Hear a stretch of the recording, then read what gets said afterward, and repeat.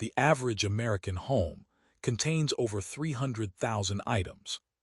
The average American spends 153 days of their life searching for misplaced things. And 1 in 4 Americans reports being stressed to the breaking point. Not by tragedy, but by the sheer volume of stuff in their house. Meanwhile, I have stood in a Japanese living room that contained a low table, 2 cushions, a single scroll on the wall, and a small vase with 1 flower. The room smelled faintly of old cedar and sun-warmed tatami. A soft breeze moved through the open shoji screen, and I could hear the slow drip of water into a stone basin outside. The woman who lived there offered me tea in a cup so simple and unglazed that it still held the memory of the potter's fingers. She was not deprived. She was the most peaceful person I have ever met. This is not about poverty. It is not about having less.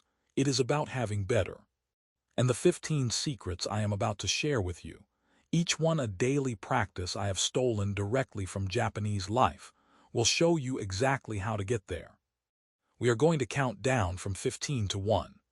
Some of these are so shockingly simple, you can do them in the next 5 minutes.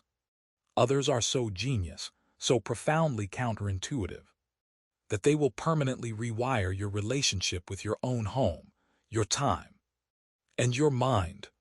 And they all add up to one single, radical promise. A life that feels twice as large, because it is finally free of everything that was never really yours. Secret number 15. We begin with the container itself. In Japan, I noticed that the problem was not just the amount of stuff. The problem was that the home itself had become a passive, open mouth, swallowing without ever stopping. So the first secret is the sacred threshold, the genkan. You know what a genkan is.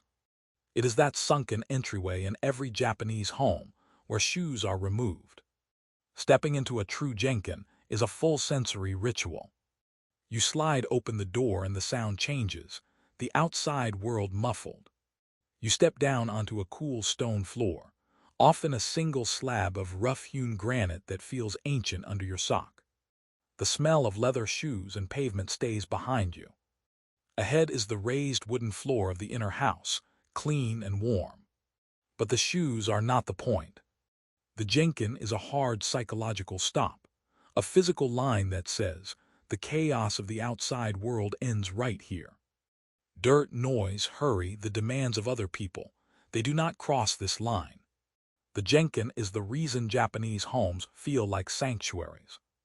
Because the sanctuary is a conscious choice, built into the floor plan. I brought this home by creating my own invisible genkan, not just for shoes, but for clutter. I designated the first 3 feet inside my door as a zero-tolerance zone. Nothing lands there. No mail, no keys, no bag, no junk. If it crosses the threshold, it must have a purpose and an immediate home. I bought a simple woven basket and put a small wooden stool beside the door. The rule is simple. Shoes go in the basket, not on the floor. Keys hang on a single hook. Anything else must be carried through to its proper place immediately. The first 3 feet. That is it, and within 48 hours, my entire house felt more orderly. The moment I walked in, instead of a pile of reminders screaming at me, I saw an empty, quiet entryway. My shoulders dropped before I even took off my coat. I had stopped the invasion at the beach. We tend to let the river of junk flow into our homes and then spend our weekends trying to mop it up. The Japanese build a dam at the source. Try it. Pick your threshold. A mat, a basket, a line of tape if you have to. But declare that one zone sacred. The world stops there. Your calm begins. Secret number 14. Once the door closes, we face what is already inside. And this leads us to a concept so deceptively powerful, it makes Marie Kondo look like a warm-up act. Danshari. This is a word made of 3 characters, dan meaning refuse, sha meaning discard, rai meaning detach, refuse, discard, detach. Not just tidying. This is a full-spectrum spiritual intervention, refusing is the first line of defense. It means you stop saying yes to the free tote bag at the conference. You stop grabbing the cheap plastic pen from the bank. You stop accepting the flyer, the sample, the promotional keychain that will live in a junk drawer for 6 years and then die in a landfill. You kill the thing at the door before it even becomes your problem. Most of our clutter is not stuff we bought. It is stuff we accepted. Stuff that wandered in because we did not have the presence of mind to say no, thank you.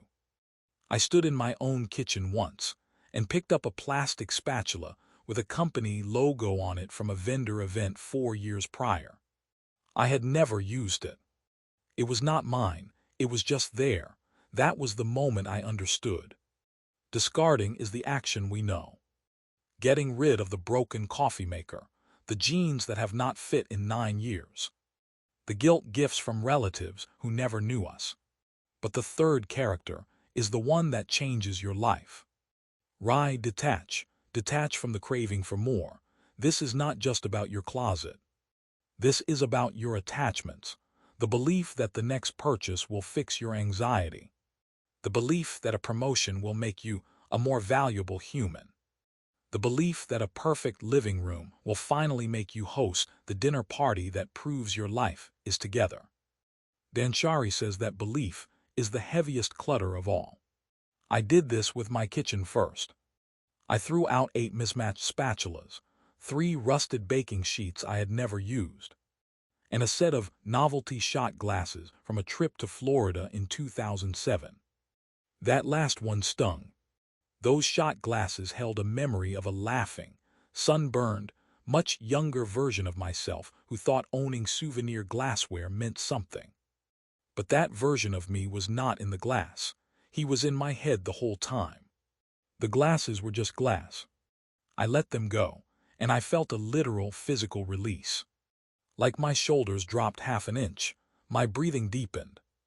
I had not realized I was holding tension just from the passive presence of things I did not want.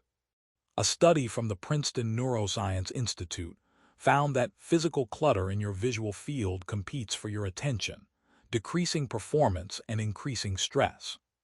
The clutter is not neutral.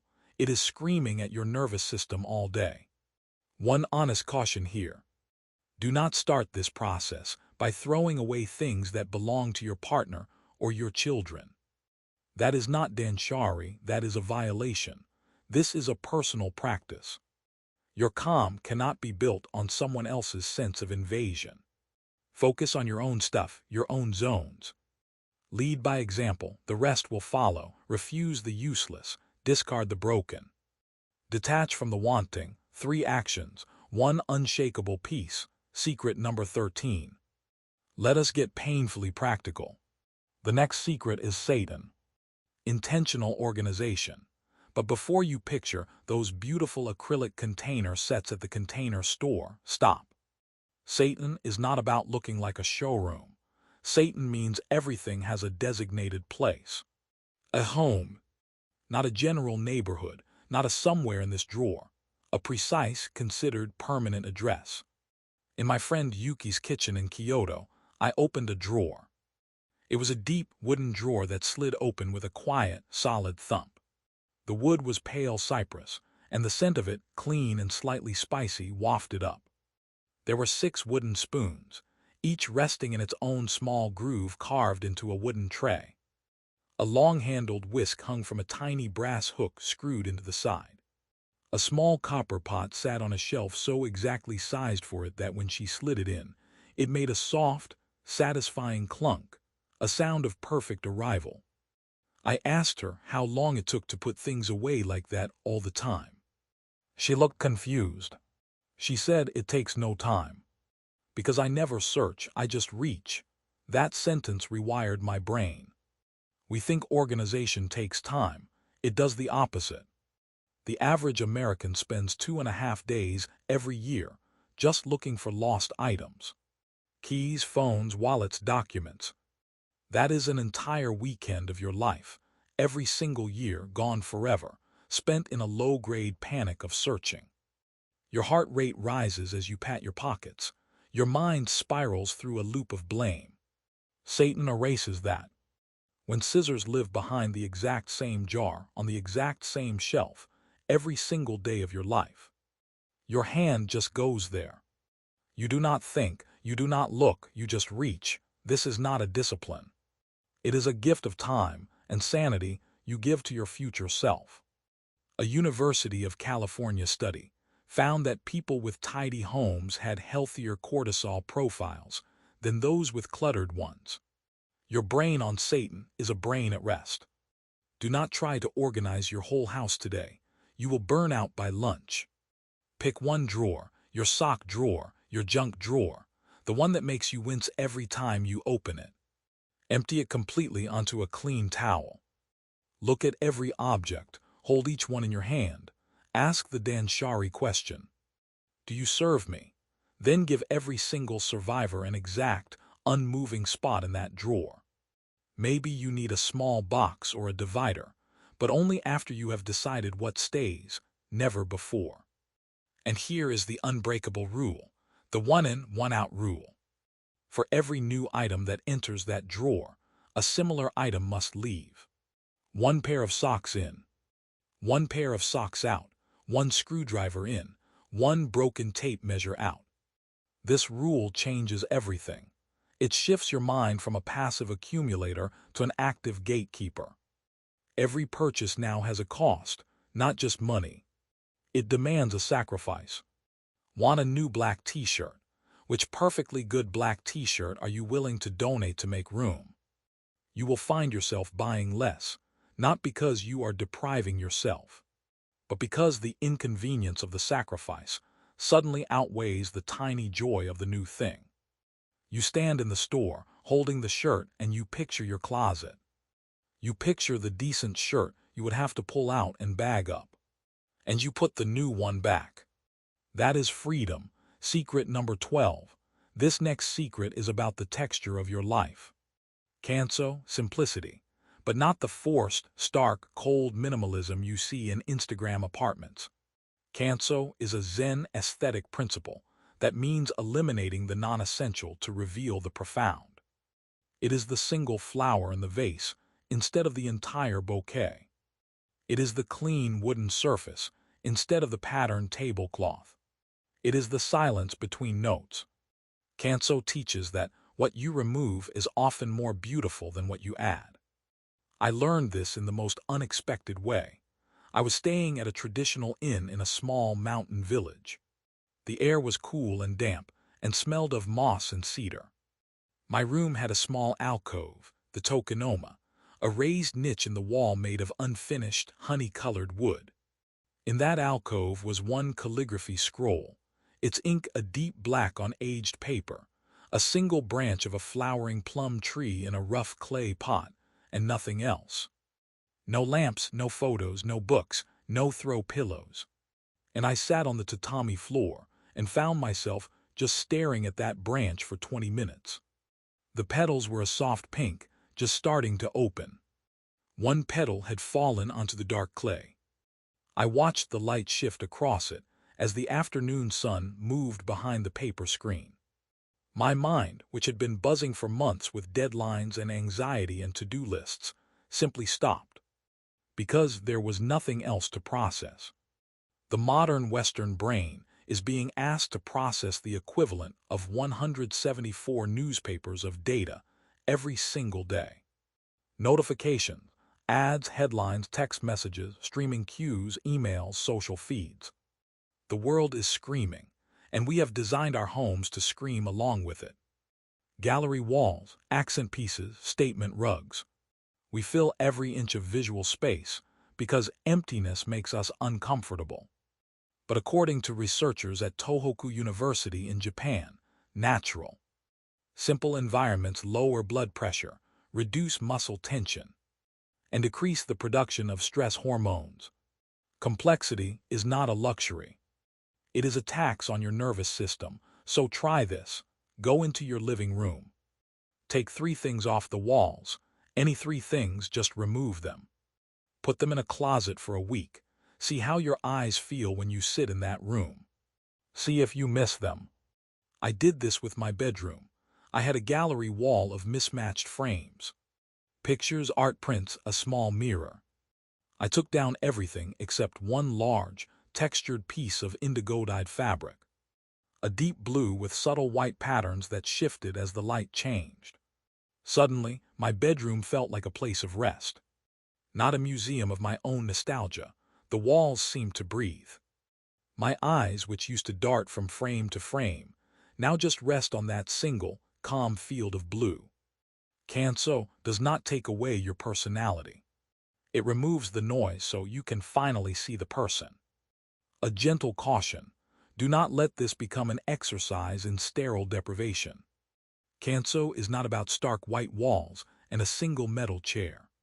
It is about the warmth of natural materials, the presence of handmade things, the deep comfort of a space that breathes.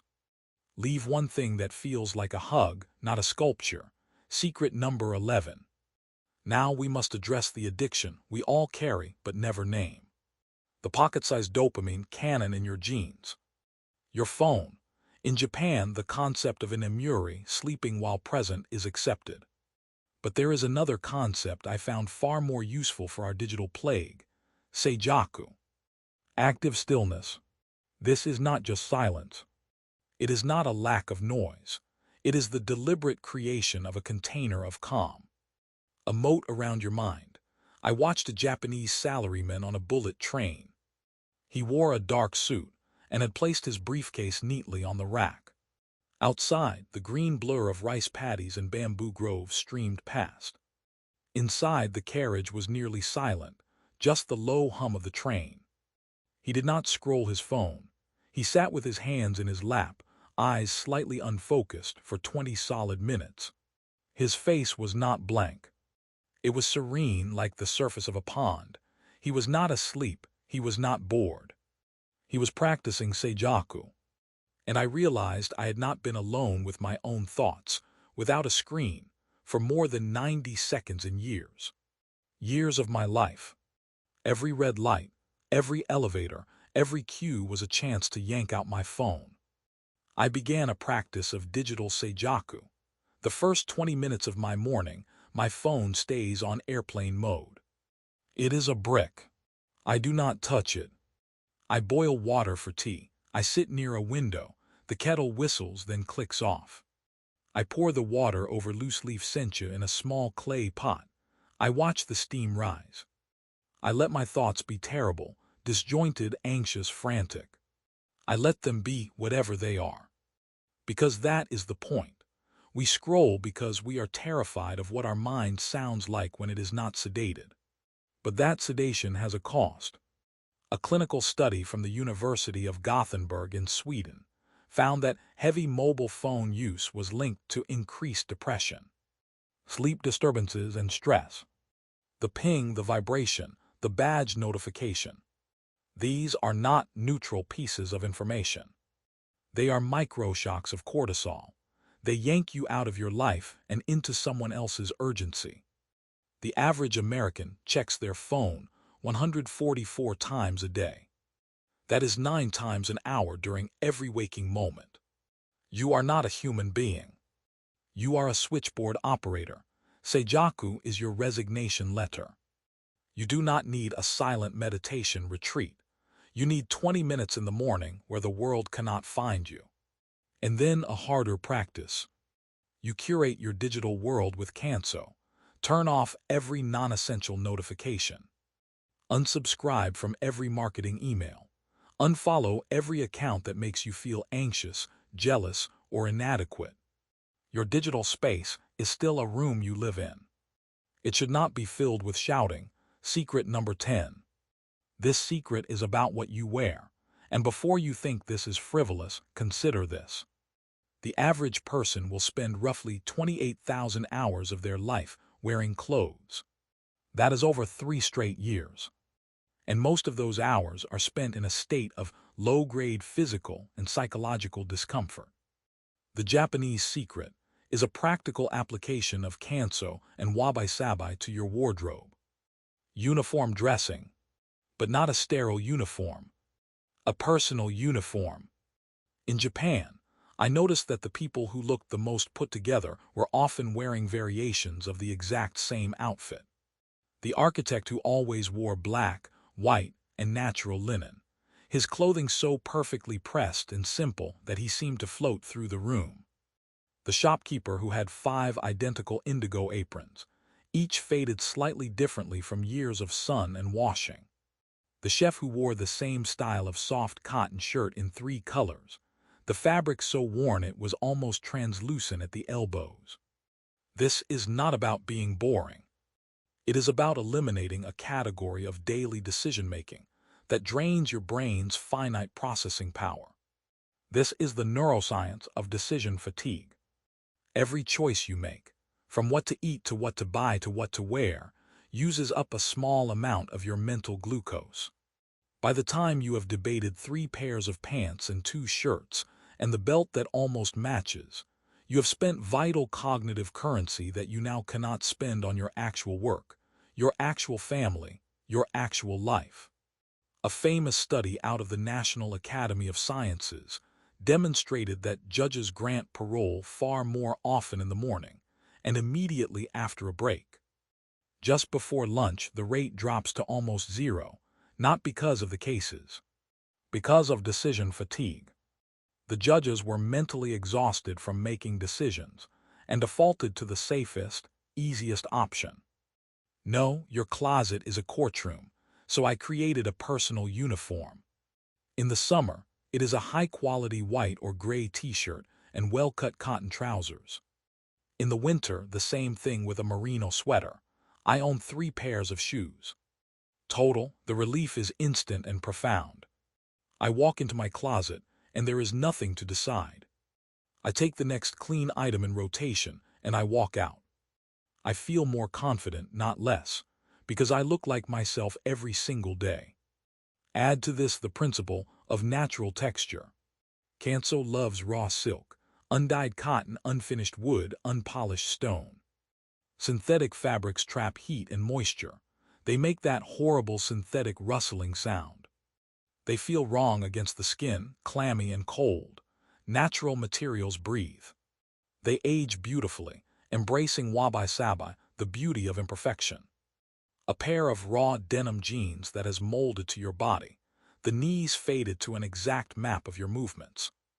A linen shirt that has softened to the texture of a cloud, the collar curled slightly from 100 washes. These are not clothes. They are companions. They get better with time, not worse. And there is a deep psychological comfort in wearing things that are slowly, visibly, becoming more yours. Secret number 9, we have cleared the clutter. We have simplified the visual field. Now we face the ghost that lives in all our homes, food waste. The average American household throws away 31.9% of the food it buys. That is over $1,300 a year in the trash can. You are literally throwing money into a landfill. And every time you open that refrigerator and see the wilted spinach, the forgotten leftover pasta, the sour milk, you feel a microdose of failure. That small, sharp pang of guilt. The Japanese secret is the principle of best before mindfulness. But it really starts with buying less, more often. I lived in a neighborhood in Tokyo where the local grocery store was a 3-minute walk, a narrow street of small shops. The fishmonger had wooden trays of silver sardines and fat pink salmon, fillets glistening on ice. The vegetable seller had baskets of daikon radish and green shiso leaves, still smelling of earth. Every afternoon, the grandmothers would walk there with their small fabric bags, their steps slow and deliberate, and they would buy dinner. For that night, not the week, not the month dinner. They would hold a daikon in their hand, feel its weight, and put it in their bag. There is no stocking up in a traditional Japanese kitchen. There is no panic buying. There is no pantry full of canned goods from 2017 that you are saving for the apocalypse. There is freshness and there is now. I know we do not all live 3 minutes from a grocery store. But we can steal the mindset of buying exactly what you need with a plan and using it completely. I started a new ritual. Every Sunday, I physically take everything out of my refrigerator. Everything, the jars, the containers, the half-used vegetables. I put it on the counter. I see what is close to death. The limp celery that is just slightly soft, not rotten. The last inch of cream cheese in a foil wrapper. The single chicken breast in the freezer, frost burned but salvageable. I plan my meals for the first 3 days of the week around those ingredients first.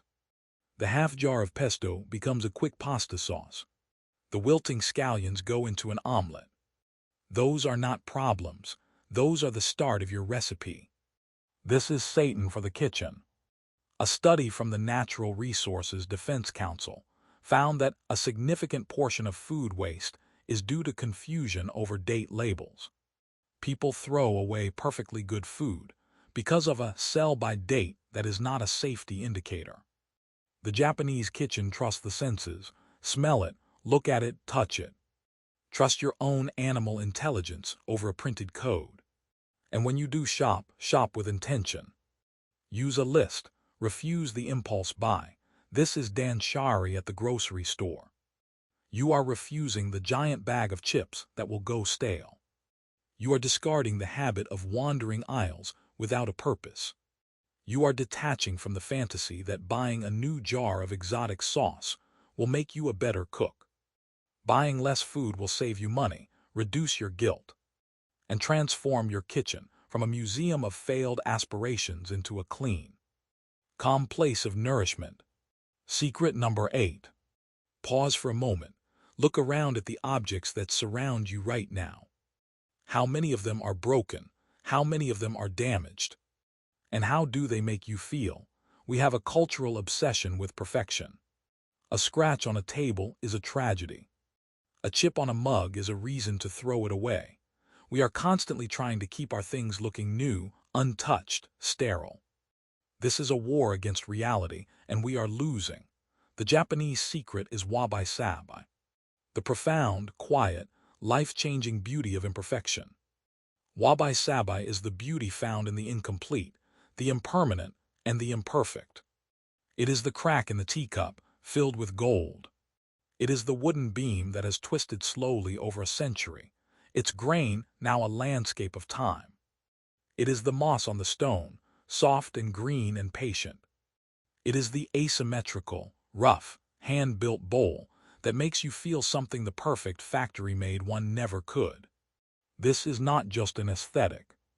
It is a rescue mission for your exhausted heart. The pursuit of perfection is a psychological disorder.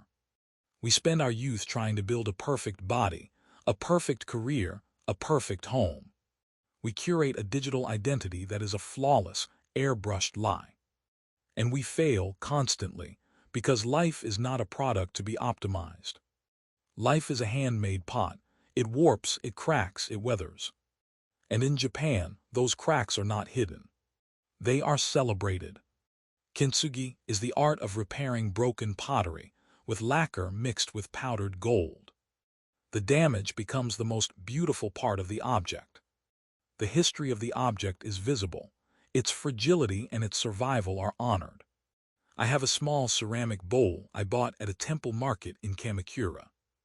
It has a hairline crack in the glaze, a web of fine lines that caught the tea stain and turned a deep amber. I could have asked for a discount. Instead, I run my thumb over that crack every morning when I use it for miso soup. It feels alive. It has a story. I applied this to my own home by stopping my war against entropy. I have an old wooden dining table. It has water rings from hot coffee cups. It has a scratch where my son dragged his toy truck, a deep gouge that I once covered with a placemat in shame. For years I saw a damaged table, a failed table, something to be replaced when I had enough money. Now I run my hand over that scratch, and I see a specific Tuesday morning. A memory of his small, concentrated face, the sound of plastic wheels on wood. A life lived. The table is not failing, it is becoming. Wabi-sabi teaches you that things do not need to look new to be valuable. In fact, the most valuable things in Japanese culture. an old tea bowl from a master potter, a kimono that has faded gracefully over decades, a wooden temple that is rebuilt piece by weathered piece every 20 years, derive their immense value precisely from their age and imperfection. So stop polishing the scratch with your shame. Look at the thing, really look at it, and ask if this flaw makes it more interesting, more human, more real. If it does, do not fix it, honor it, but be wise. Wabi-sabi is not an excuse for hoarding junk. A broken plastic toy that cannot be repaired and brings no beauty is not wabi-sabi. It is just trash. The distinction matters. Keep what aging makes better, not what is simply broken. Secret number 7. We are now going to move from the visual to the temporal. Our schedules. We have been sold a toxic lie. The lie that busyness is a virtue. That a packed calendar is a badge of honor. That the exhausted, triple-booked, frantic professional is the one who is winning. The Japanese secret here is an ancient concept, often related to the tea ceremony. Ikigo Iki, one time, one meeting. This is the awareness that every single encounter, every single moment, is a once-in-a-lifetime event. It will never happen again in exactly this way. And if you are rushing through your day, double-booked and frantic, you are missing every single one-in-a-lifetime moment you have. The Japanese tea ceremony is a masterclass in time. I sat in a tea house in Kyoto, a tiny, rustic hut set in a garden of moss and maple. The host was a woman in her 70s, her kimono a subtle shade of plum. Everything she did was deliberate, everything was slow. The way she folded the silk cloth to purify the tea container. The way she lifted the bamboo whisk, its tines making a soft whisking sound against the ceramic. The sound of the hot water ladled into the bowl, a deep, resonant plop. The tea was whisked into a thick jade-green froth. The bowl was turned so its front faced me. The whole ritual took nearly an hour. For one bowl of tea, the Western mind sees this as inefficient. The Japanese mind sees it as the only sane response to the brevity of life. You cannot taste the tea if you are thinking about your next meeting. You cannot hear your child if you're scrolling through email. The tea ceremony taught me that time expands when you give it full attention. An hour can feel like a day, rich and deep, if you are truly in it. So I applied Kanso and Danshari to my schedule. I looked at my calendar. I asked every recurring commitment the 3 Danshari questions. Do you still serve me? Do you bring me joy? Do you help me become who I want to be? I quit a networking group I hated. I stopped accepting meetings that had no clear agenda or that I knew would ramble into nothing. I carved out 2 nights a week that were absolutely, non-negotiably empty. No plan, no productivity, no socializing, just emptiness.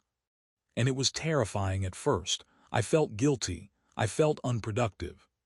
I felt like I was falling behind while everyone else was networking and achieving.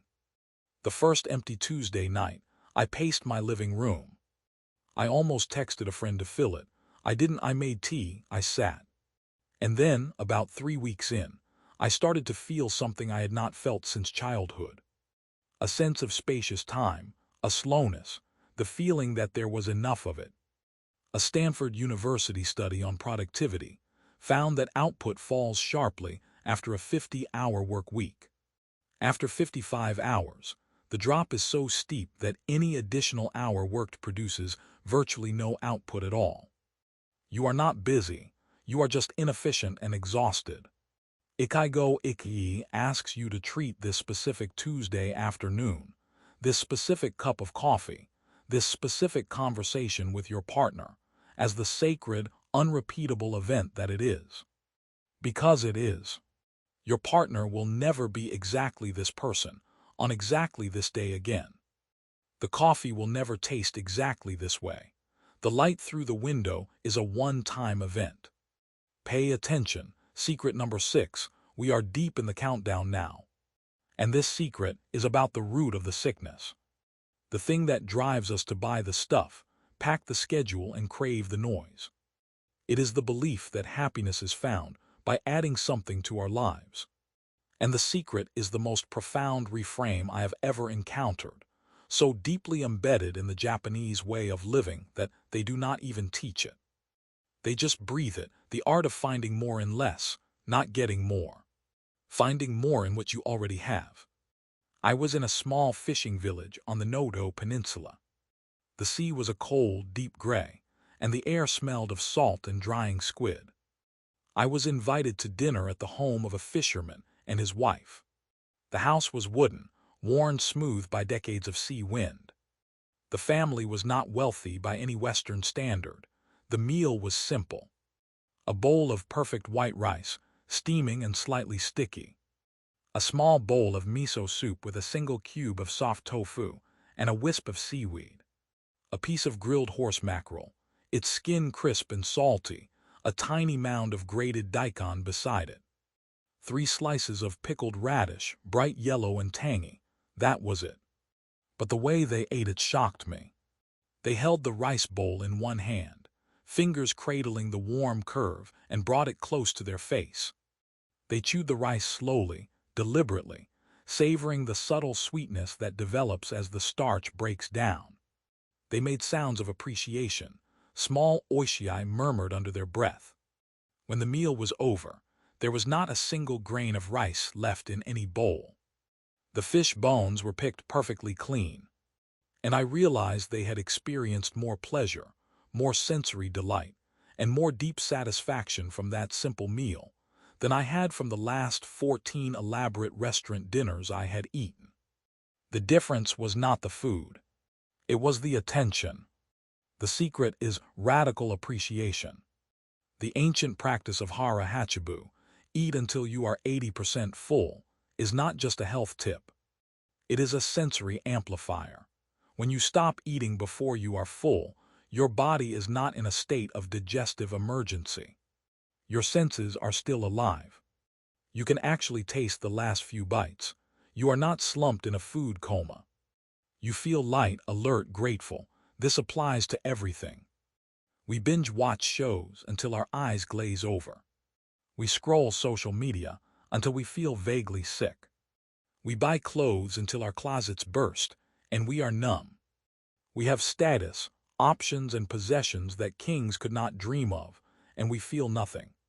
Because the human brain cannot appreciate what it has if it is constantly being flooded with more. The neural pathways for desire and satisfaction follow a law of diminishing returns. Your 50th pair of shoes gives you approximately 0 actual happiness. A study from the University of Michigan found that materialism, the pursuit of happiness through acquisition, is strongly correlated with lower personal well-being. Shopping does not fill a void, it digs the void deeper. The Japanese secret is to stop digging. Take one thing you already own, your coffee maker, your favorite jacket, your car, and actively meditate on your gratitude for it. My morning coffee ritual is my daily training ground. I grind the beans by hand, a small ceramic mill that makes a satisfying crunching sound. I pour the water slowly, watching the coffee bloom. I hold the warm cup in my hands and I think, not just about the coffee, but about the Colombian farmer who grew the beans, the roaster who perfected the curve, the potter in Mexico who shaped the cup. It sounds excessive, but it takes only an extra 30 seconds. And it transforms a jittery caffeine fix into a moment of profound connection. Treat your things with the reverence of a tea master. When you pour water into that coffee maker, do it with focus. When you fold that jacket, fold it with care. This is not a silly ritual. This is a psychological rewiring. You are teaching your brain to extract joy from what is already here, which is the only kind of joy that cannot be taken away from you. Secret number 5. We are coming now to a habit that quietly rules every successful, peaceful Japanese home I have ever stepped foot in. It is the ritual of the evening reset. In the West, we collapse at the end of the day. We leave the dishes in the sink, the sauce drying to a hard crust. We leave the kids' toys on the floor, A bright plastic archipelago under the coffee table. We leave the mail in a pile, unopened envelopes like tiny accusations. We leave the day's chaos like a battlefield, and we retreat to a screen until we pass out. And we wake up the next morning to a visual and psychological mess that instantly triggers stress. The morning does not reset itself, you reset it. The evening before. The Japanese secret is shukatsu, or end-of-day activities, but applied to the home. Before you sleep, the house must be put in order, not perfectly, not deeply cleaned. Just return to a baseline of calm. In my home, this takes 15 minutes.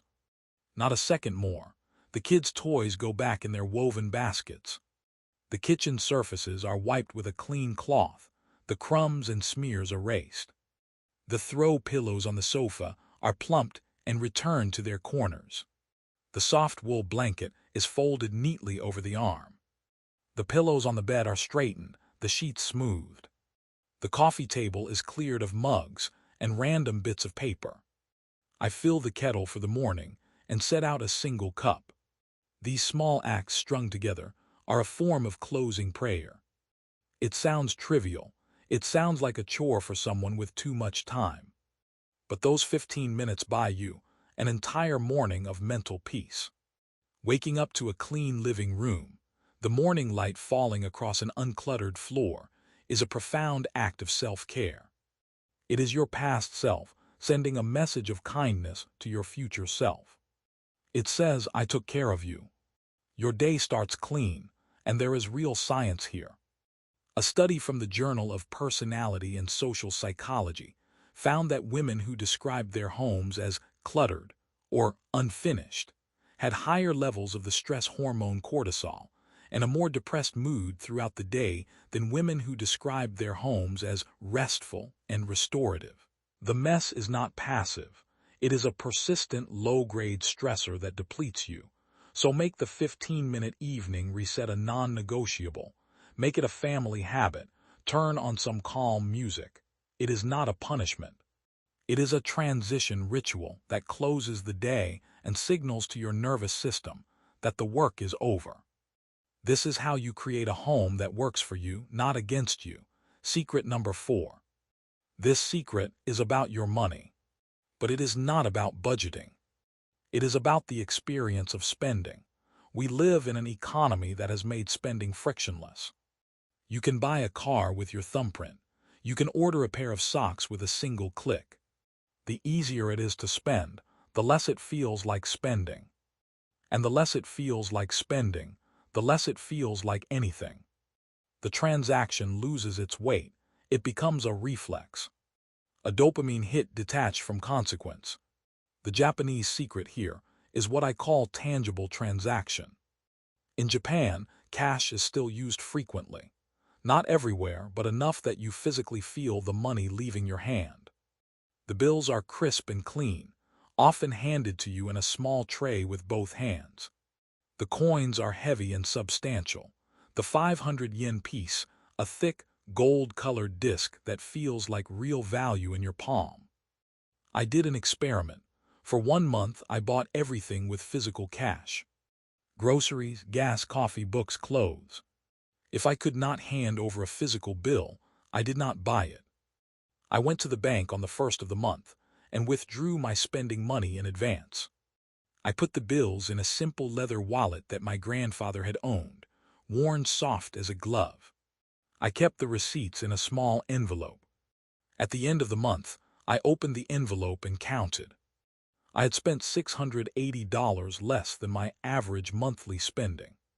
Not because I was budgeting, because I could not bear the physical, psychological pain of handing over those beautiful, crisp bills.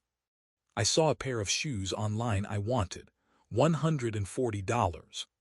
With a card, it is just numbers on a screen, abstract, painless.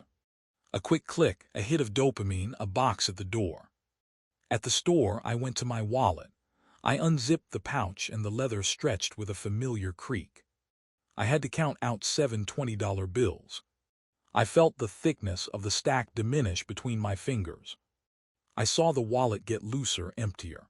And I stood there in the shoe aisle, a box in my hand, and I physically could not do it.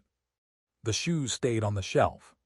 A study from the Journal of Consumer Research confirmed this. People willing to pay with credit are willing to pay more, often significantly more, because the pain of payment is dulled. Cash hurts, and that is good. Spending money should feel like a real exchange of value. It should feel significant. It should make you pause.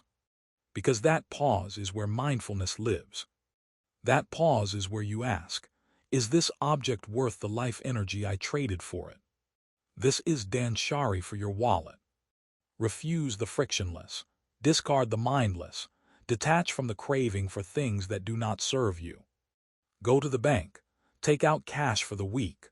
Watch your spending plummet and your appreciation for the things you do buy soar. Secret number 3. We are entering the final 3 secrets, the ones that underpin everything else. And this one is the most invisible and the most radical of all. It is the Japanese relationship with emptiness, space, ma. Ma is the negative space. The pause between musical notes, the white space around a piece of calligraphy, the empty room in a house, the silence in a conversation. In the West, we see emptiness as a void to be filled. Silence is awkward. An empty wall demands a gallery. A free afternoon demands a plan. A moment of quiet in a date demands a nervous joke. We are filling attics, terrified of the void. But in Japanese aesthetics and philosophy, ma is not a lack. It is an entity. It is the thing that gives shape to the thing. A room is not defined by its walls. It is defined by the emptiness the walls enclose. A bowl's value is not in the clay. It is in the space the clay forms. Music is not the notes. It is the silence that connects them. I realized my life had no ma. Every Sunday was booked with a brunch. Every evening was a screen. Every silence was filled with a podcast. I was terrified of being alone, in an empty room with nothing to do. Because in that emptiness, I had to confront myself. And I did not like myself very much. All that was there was a restless, anxious hum, and I would do anything to drown it out. So I started a practice of deliberate emptiness. I put a single, completely blank wall in my bedroom. I took down the art, the hooks, the mirror, just a smooth, pale gray wall. I set a timer for 10 minutes a day, and I sat in a chair facing that wall, and I did nothing. I did not meditate. I did not breathe deeply. I just sat. I stared at the blank wall. The first 5 minutes were excruciating. My brain screamed at me to check my phone. My legs wanted to jitter. I felt a panicky need to get up and be productive, to justify my existence. I cataloged all the things I was failing to do. And then, around minute 8, something shifted. The frantic voice got quieter. The wall just became a wall. It was not judging me. The emptiness stopped being a punishment and became a relief. It was like my brain, after years of being force-fed stimulation, finally exhaled. Emptiness is not your enemy. It is the canvas upon which a meaningful life is painted. You cannot appreciate the music without the pauses. You cannot see the art without the white wall. You cannot feel the beauty of a life if you fill every second with distraction. Give yourself the gift of ma, an unscheduled hour, an unadorned wall, a silent car ride. It is not nothing, it is everything. Secret number 2. This secret is the most expensive secret in the countdown. But you are already paying for it. You are just paying for the wrong things. The secret is: invest in experiences, not possessions. The research on this is overwhelming and universally ignored. Dr. Thomas Jailovich, a professor of psychology at Cornell University, has spent over 2 decades studying this. He found that experiences, travel, concerts, learning a skill, a meal with friends provide far more enduring happiness than material purchases. Why? For a devastatingly simple set of reasons. Objects fade, they break. They become normal. That new couch you agonized over for 3 weeks. 6 months later, It is just where you sit. The fabric has a faint stain, the cushions are a little flat, and it provides no daily spike of joy. It is the background of your life. But the trip to Japan, the class where you learned to make pottery, the concert where you stood in the dark and the music moved through your chest like a physical force, these things become part of your identity. They become stories you tell. I remember sitting on a hard wooden bench at a small jazz club in Tokyo, listening to a saxophonist play a solo so raw I had tears streaming down my face. I cannot tell you what brand of shoes I was wearing that night. I cannot even remember what I had for dinner. But I can still hear the first bent note of that saxophone, hanging in the smoky air. That moment is part of me now. No one can steal it. You cannot lose a memory in a fire. You cannot watch a skill set depreciate to zero in a marketplace. The Japanese culture, despite its love of craft and beautiful objects, understands this on a deep level. The tea ceremony, the cherry blossom viewing, the pilgrimages to temples, these are not about buying things. They are about experiencing time. They are about ikigo iki, the one-time, unrepeatable meeting with a season, a flower, a moment. So I did a brutal audit of my spending. I printed out my credit card statement and sat at the kitchen table with a highlighter. I highlighted every physical object I had purchased in the last year. Clothes, gadgets, home decor. Then I highlighted every experience. A camping trip to a national park, a pottery class, dinner with an old friend where we closed the restaurant. And I asked myself honestly, what made me happier? The sweater I wore twice and forgot, its tag still clinging to the inside seam. Or the night I stayed up late with my friend, talking about our dead fathers, the candle burning down to a puddle of wax. The answer was so obvious, it felt like a betrayal of my entire consumer identity.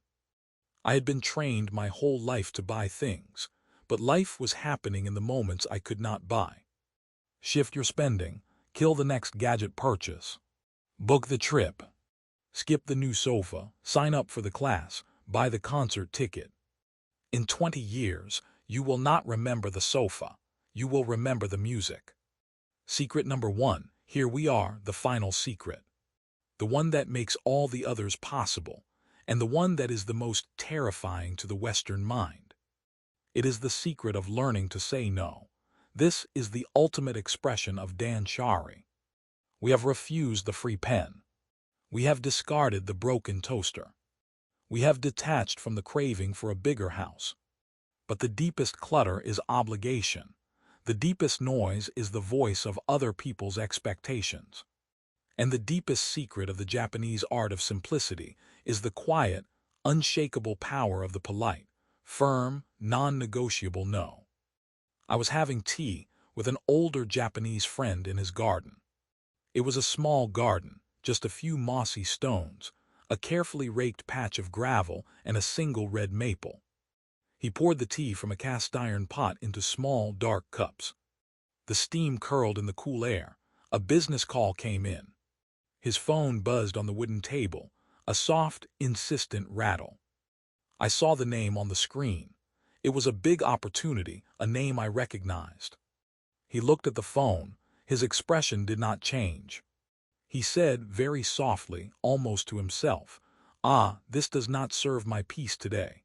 And he turned the phone face down and let it go to voicemail. He did not apologize to me. He did not explain. He did not even seem to think about it again. He simply made a choice to protect his boundary. And in that tiny, 2-second act, I saw more discipline than in 100 gym sessions. He was not angry. He was not stressed. He had simply cultivated an internal genkan, a sacred threshold inside his own mind. A hard line where the demands of the world stop and his calm begins. Saying no is not rude. Saying yes to everything, and then showing up as a resentful, exhausted, half-present version of yourself, that is rude. That is a betrayal of the people you love. You are giving them the scraps of your energy, the leftovers of your time, and they can feel it. The reason our homes are cluttered, our schedules are packed, and our minds are noisy is that we have never learned to say no. We say yes to the extra project because we fear being seen as lazy. We say yes to the social obligation because we fear missing out. We say yes to buying the gift we cannot afford because we fear the judgment. Every yes is a trade. You are trading a piece of your life, a piece of your time, a piece of your peace for someone else's approval. And you are running a deficit. A study from the University of California, San Francisco, found that people who have difficulty saying no are more likely to experience burnout, depression, and even physical illness. The inability to set boundaries is not a personality quirk. It is a health risk. So you must practice. Start small. Say no to the free sample at the grocery store. Say no to the optional meeting that could have been an email. Say no to the dinner you know will drain you, the one where you will sit there counting the minutes. When the request comes, do not make up an elaborate excuse. You do not need a lie. You do not need to craft a story about a sick cat or a work emergency. You simply say, "Thank you, but that does not work for me right now." Full stop. No justification. No negotiation, but it does not work for me right now. And then you sit in the terrifying, liberating silence of your own boundary. The first few times it will feel like you are breaking a law. Your heart will pound. You will feel guilty. You will replay the conversation in your head, worrying about what they think. But then something miraculous happens. The world does not end. In fact, people respect you more, and suddenly you have an extra evening, an extra weekend, an extra hour of mental space. That space is Ma. It is the emptiness that becomes your canvas. That time is your life returning to you. This is the path. It is a countdown from the genkan at your door to the boundary in your mind. They are the same thing. A sacred line that protects your peace. 15 secrets, one simple life. It is not about having less. It is about finally, for the first time, having enough.